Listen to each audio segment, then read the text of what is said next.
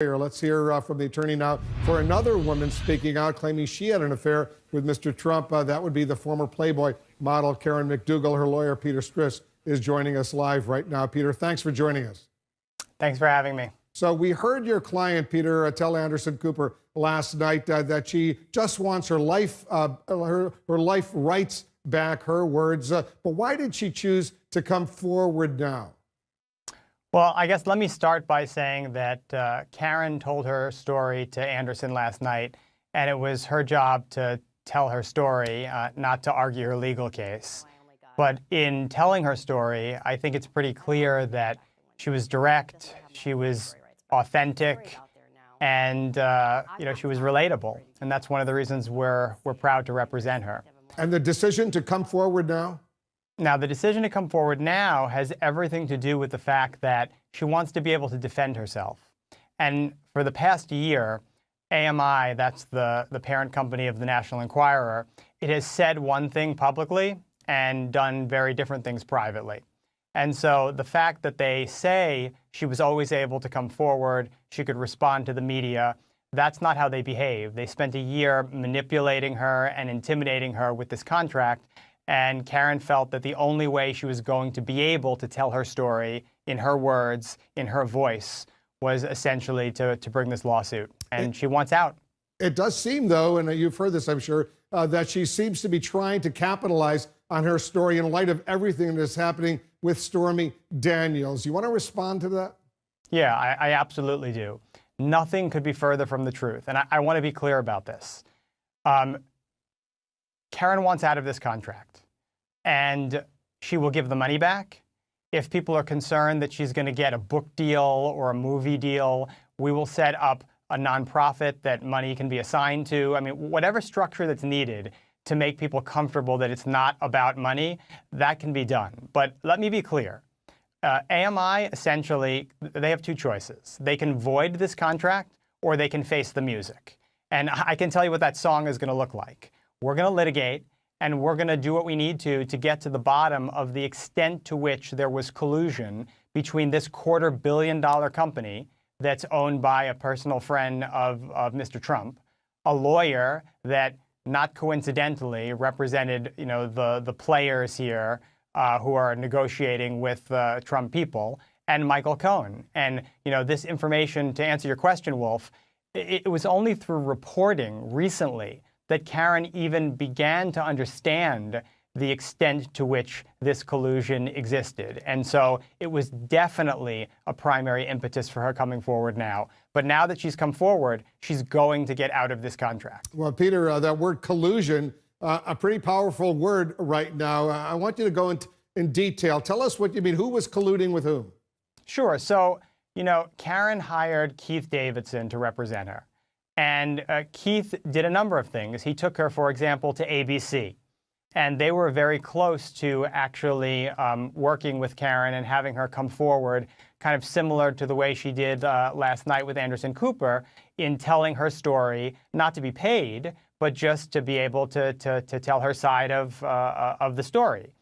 At the last minute, he steered her toward AMI.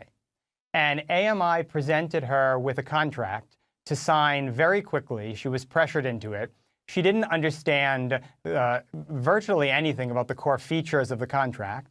And we have come to learn that basically, the day the contract was signed, an email was sent from Keith Davidson to Michael Cohen saying, "Call me."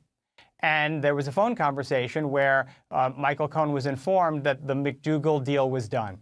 And this is after the fact that AMI looped in Trump's people when Karen first went to them and kind of gave information about the relationship.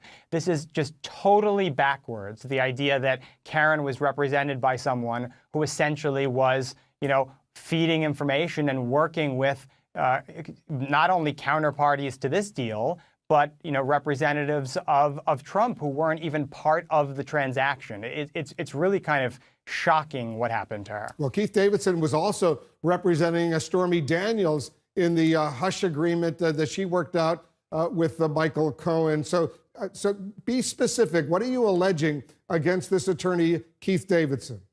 Well, we're not alleging anything against anyone other than AMI, and the reason for that is very simple. Karen wants one thing and one thing only.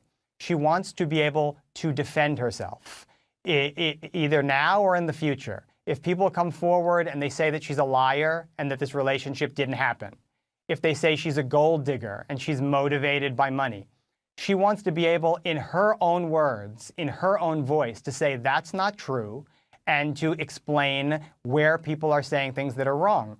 This contract, even as amended, is being held over her head. She is being told by AMI that she cannot respond to legitimate press inquiries in ways that allow her to defend herself. So there's no reason to sue anyone other than AMI. And frankly, there's no reason to have any litigation if AMI is reasonable and comes forward and voids this contract that never should have existed in the first place. I want to bring in our Jeffrey Toobin, Peter. He's got a question for you as well. Go ahead, Jeffrey.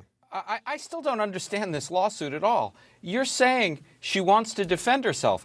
That's what she did with Anderson Cooper. I mean, she gave this interview, but I mean, like, what are you asking for that she hasn't already done? So, Jeffrey, I actually don't think that's fair, and let me tell you why. Up until we sued, Karen was terrified, and I agree with you. I agree with you that right now, because we've shown the light on this, AMI is not going to sue or take action. It's not going to be a Stormy Daniels situation where there's a $20 million lawsuit. Right. But so what's the problem? There's a serious why are you in court?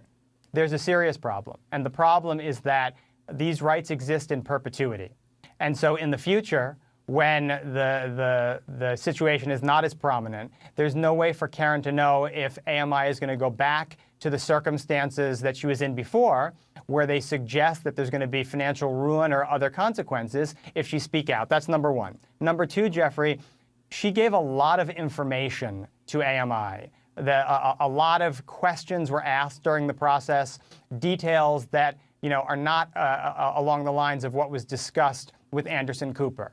She does not want this company that took advantage of her, that defrauded her, that cheated her, in her view and in our view, to have the right to profit from and to control that information. I think anyone in her position would feel the same way. Well, but I mean, she got $150,000. I mean, why shouldn't? I mean, isn't that a pretty good deal? I mean, what's wrong with that? I mean, she made. I mean, poor. You're attacking her lawyer. He went to ABC and he got her nothing. Then he got her $150,000, and that makes him a bad guy? Well, I don't know if you're playing devil's advocate or not, but that's definitely not fair. This is the same lawyer who told her that AMI had put $500,000 in an escrow account and they were going to pay her a seven-figure amount. I mean, we lay this out in the complaint. Here's the direct I read the complaint. But I mean, I just don't understand what harm she is suffering at this point. I mean, she's telling her story. That's what you supposedly want out of this lawsuit. Well, look, I'm going to agree with you to one extent, which is we are very pleased that as a result of this lawsuit, she was able to do that interview and do it free of consequences. So to that extent, I guess that we'll agree. But at that point, we're going to part company, and I'll tell you why. If you accept our underlying view of what happened, which is, just really shameful treatment of Karen on the part of AMI's executives and basically everyone on that side of the table, then I think any reasonable person in her position would not want to be tied to that company and would believe that the deal should be unwound. You say, oh, well, she got $150,000. Well, that presumes that you accept that the deal was fair in the first place. She's a very successful model. She was doing a modeling contract. She was promised a number of things that were supposed to be the primary consideration here. Your question, Jeffrey, presumes that she was paid $150,000 to shut up. And our core position is she was not. This was not a hush agreement. This was not money for not speaking. It's absolutely true that she understood that the Inquirer was not going to publish the story, but she thought that that's because they wanted to preserve her reputation, that they wanted her to be a partner. We have a fundamental disconnect in terms of how she was treated, and that's what we should be able to litigate in court. If at the end of the day, the court sees it the way it appears that you do, and thinks that this was a fair deal and that she wasn't cheated and that there wasn't underlying illegality, then we should lose. But that's for someone that's going to go through the process and look at the facts to conclude. Peter, we're going to continue this conversation in the days to come. Jeffrey will join in on the conversation as well. We got to leave it at this point, but thanks so much for joining us. Thank you for having me. Peter Stris, the attorney for Karen McDougal. Just ahead, we heard from the lawyers. Now our experts are getting ready to weigh in on the Stormy Daniels and Karen